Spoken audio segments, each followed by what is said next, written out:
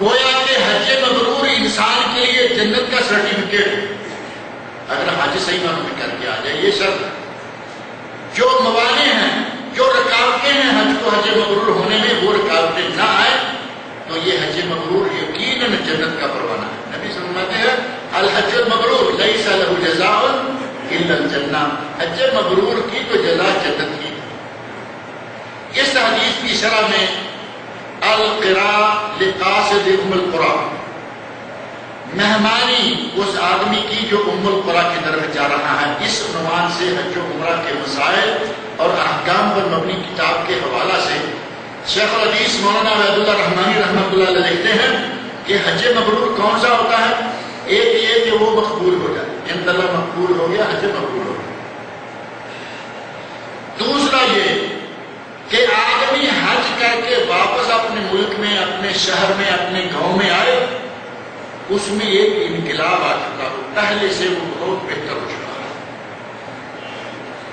پہلے سے بہتر، پہلے نماز نہیں پڑھتا تھا نمازی ہو جائے، پہلے کبھی پڑھتا کبھی چھوڑتا وہ پکا ہو جائے، پہلے اور کئی نئے کام ہیں جو نہیں کرتا تھا کرنا شروع. اس کی زندگی میں ایک حسین انقلاب آ جائے کہ اب وہ صحیح معنوں میں اپنے آپ کو مسلمان ثابت کر سکے.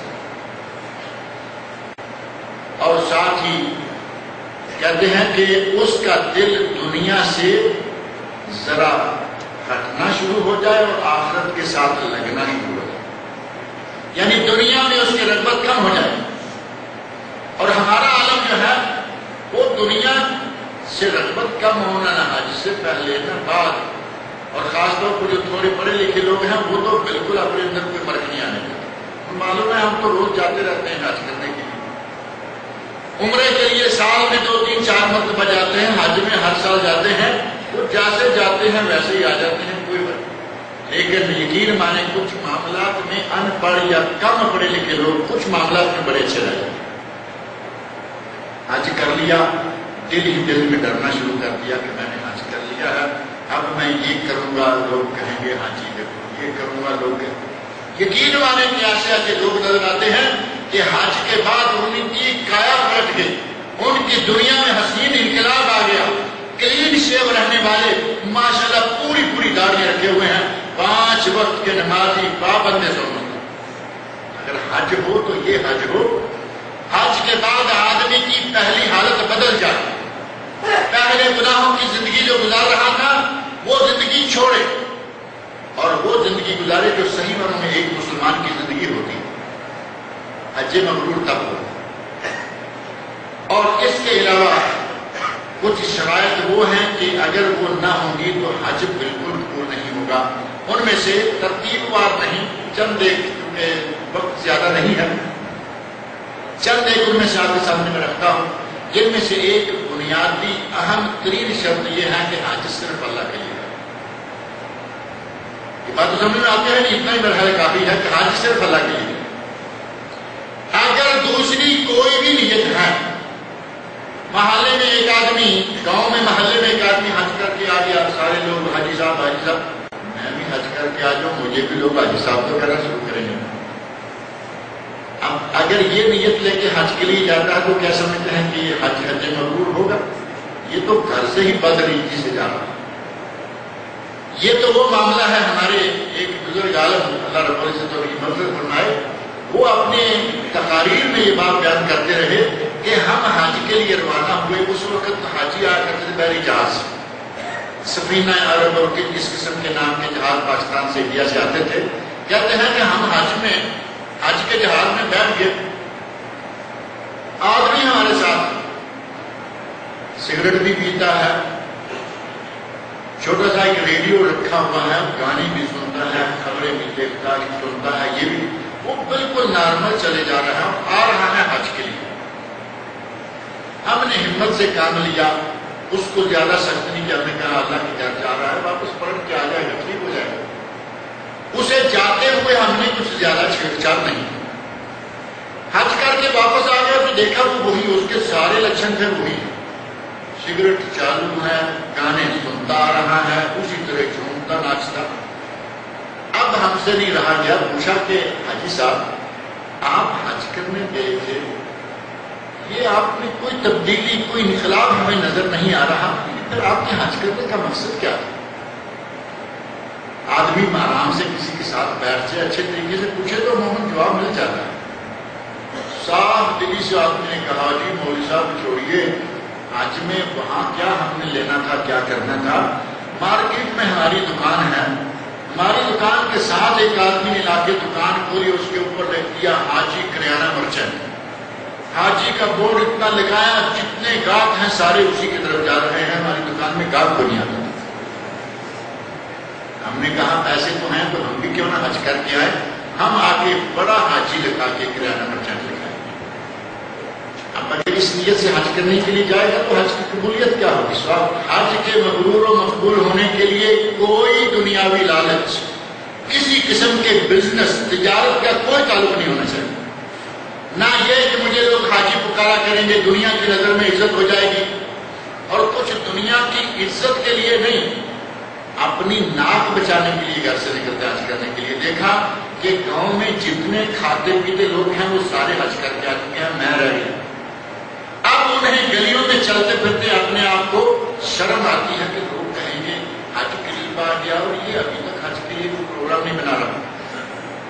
اب یہ صرف اس لیے حج کا ارادہ طے کر لیتا ہے کہ میں اس مرتبہ حج پہ جاؤں گا، پیار اب تو جینا مشکل ہو گیا ہے، جدھر جاؤ آگے حجی بنا پہ نظر آتا ہے، میں رہ گیا۔ اب یہ تو بیچارہ اپنی ناک بچانے کے چکر میں آ رہا ہے نا مکے، اللہ کو خوش کرنے کے لیے نہیں۔ اگر خلوص نہیں ہے کوئی حج نہیں، اگر خلوص نہیں ہے تو کوئی بھی عمل نہیں، کیونکہ خلوص کے بغیر جو کام بغیر اللہ کی رضا کے کسی اور نیت سے کیا جائے گا اس میں کوئی فائدہ نہیں ہوگا، اور خلوص سے کام کیا ہوا دنیا میں بھی اللہ فائدہ دے گا، آخرت میں۔ وہ 3 آدمی جو غار میں بند ہو گئے تو ان کا واقعہ تو آپ کو معلوم ہے نا، صحیح بخاری شریف میں موجود ہے، تفسیر میں نہیں جاتے آپ ماشاءاللہ پڑھے لکھے علماء کرام سے سنتے رہتے ہیں۔ ان کو دنیا میں موت سے بچایا کس چیز نے؟ خلوص بالعمل۔ ان تینوں نے یہ طے کر لیا تھا کہ آج صرف اس کام کا ذکر کریں گے جو کام ہم نے صرف اللہ کے لیے کیا، اللہ کی رضا کے لیے۔ تینوں نے اپنا اپنا کام ذکر کیا، اللہ رب العزت نے ان کی جان بچائی۔ جان سے بڑی ہوئی دنیا میں کوئی چیز اور ہے؟ ہر چیز سے پیار، دنیا کی ساری کوئی دولتیں لے لے اور جان معاف کر دے تو ہم کہتے ہیں جان بچی سو، کتنا اچھا مشہور جملہ ہے، جان بچی سو لاکھوں پائی۔ آپ نبی اکرم صلی اللہ علیہ وسلم کے ارشادات سے بھی کچھ ایسا پتہ چلتا ہے کہ جان بہت قیمتی چیز ہے۔ حضرت عمر فاروق رضی اللہ عنہ سے پوچھا، عمر تمہیں مجھ سے کتنا پیار ہے؟ تو حضرت عمر فاروق کہتے ہیں یا رسول اللہ اپنی جان کے سوا میں ہر چیز سے آپ کو پیارا سمجھتا ہوں۔ فرمایا عمر ابھی تیرا ایمان مکمل نہیں۔ اب دوسرے لمحے حضرت عمر فاروق کہتے ہیں یا رسول اللہ آپ مجھے میری جان سے بھی آپ پیارے ہیں۔ فرمایا الآن یا عمر، اے عمر اب تیرا ایمان مکمل ہوا۔ حضرت عمر فاروق نے اپنی جان الگ کر لی نا، کہا کہ دنیا کی ہر چیز سے آپ پیارے ہیں سوائے میری جان۔ جان اتنی قیمتی چیز ہے، اور جان بچائی تینوں آدمیوں کی کس نے؟ عمل کی، نیت کے خلوص میں۔ جو خلوص کے ساتھ کام کیا جائے گا دنیا میں بھی اللہ عزت دے گا، اور خلوص کے ساتھ کام نہ کیا جائے گا کام بہت بڑا ہوگا، قیمت 1 پائی کے برابر نہیں۔ 3 ہی آدمیوں کا واقعہ وہ بھی حدیث میں موجود ہے، اور وہ بھی تفصیلی ہے، اس کی تفصیل میں نہیں جاتا، بتا دیتا ہوں۔ ایک شہید، ایک مالدار، اور ایک ہماری پارٹی کا۔ جنہوں آدمیوں کا واقعہ سنا یا نہیں؟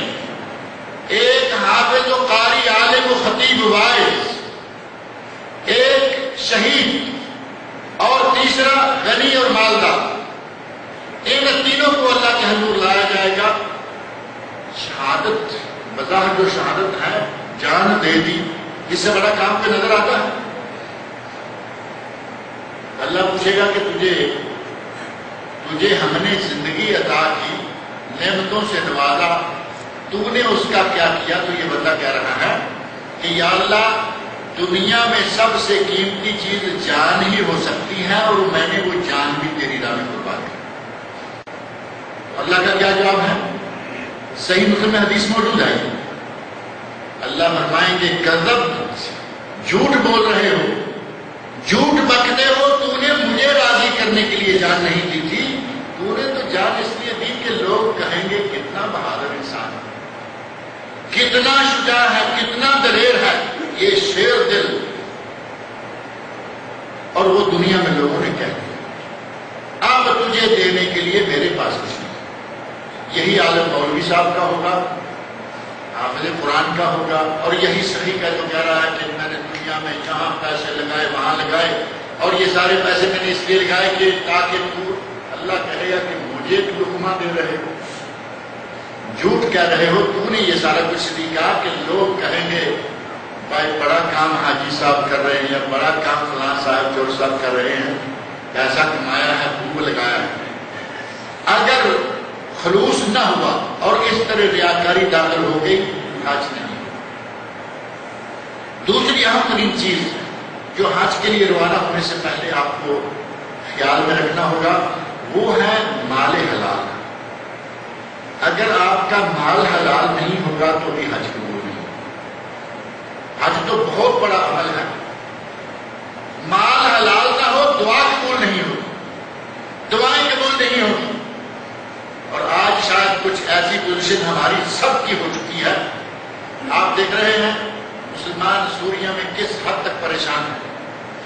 سوریا کے مسلمان اب نئے سرے سے نیا محاذ کھل گیا، کل کوئی اور محاذ دے، عرصہ سے مسلمان زور شور سے دعائیں مانگ رہے ہیں، 5 وقت کی نمازوں میں دعائیں قنوت نازلہ ہو رہی ہیں، حرمین شریفین میں دعائیں مانگی جا رہی ہیں، دنیا بھر کی مساجد میں دعائیں مانگی جا رہی ہیں، دعائیں قبول نہیں ہو رہی۔ آخر کوئی نہ کوئی وجہ تو ہے یا نہیں؟ دال میں یقیناً کالا ہے، ورنہ لوگ آج دعا مانگتے تھے کہ یا اللہ بارش چاہیے، شام ہونے تک دعا بارش ہو جایا کرتی تھی، کیونکہ ان لوگوں کی روزیاں حلال ہوتی تھیں، روزی میں کوئی آمیزش، کسی قسم کی کوئی ملاوٹ نہیں، خالص حلال روزی کھانے والے اب دعا مانگتے ہیں شام تک بارش ہو جاتی ہے۔ اور ابھی آپ کو معلوم ہے صلاۃ الاستسقاء حاکم کے حکم سے پڑھی گئی، پورے ملک میں پڑھی گئی، پوری خلیج میں پڑھی گئی، بلکہ جہاں جہاں بھی دنیا میں آج بارش مانگتے ہیں دھکے لگا لگا کے کہیں 8 10 دن 15 دن کے بعد بارش ہے۔ یقین مانے امارات کے اندر رہتے ہوئے اور یہاں سعودیہ کے پرانے رہنے والے لوگوں نے یہ دیکھا ہوگا کہ استسقاء کی نماز آج پڑھتے تھے، شام کو بارش ہو جاتی تھی، اور صلاۃ الاستسقاء کا وقت آپ کو معلوم ہے، جیسے عید الفطر کا وقت، ادھر سورج نکلا ادھر نماز استسقاء اور خطبہ اور بات کرتے، شام تک بارش ہو جاتی۔ اب بارشیں نہیں ہوتی، مانگتے ہیں نہیں ہوتی، مسلمانوں کے لیے مدد و نصرت مانگتے ہیں، اللہ سے فتح مانگتے ہیں نہیں ہوتی۔ سب سے بنیادی وجہ یہ ہے کہ آج ہماری روزیاں حلال نہیں ہیں، کوئی سود کھا رہا ہے، کوئی رشوت کھا رہا ہے، کوئی اپنے آپ کو پرچیزر کہہ کر حکومت سے اپنے ادارے سے تنخواہ لے کے سامنے والے دکانداروں سے حرام لے کے کھا رہا ہے۔ ہماری روزیوں میں اتنی ملاوٹ ہو چکی ہے کہ دعائیں قبول نہیں ہوتی، اتنا بڑا عمل حج کیسے قبول ہو؟ صحیح مسلم میں حدیث موجود ہے، ان اللہ طیب ولا يقبل الا طیبا، اللہ پاک ہے اور پاک چیز کے سوا وہ کسی چیز کو قبول نہیں کرتا۔ آپ بتائیے کہ سود کا پیسہ پاک ہے؟ رشوت کا پیسہ پاک ہے؟ چوری کا پیسہ پاک ہے؟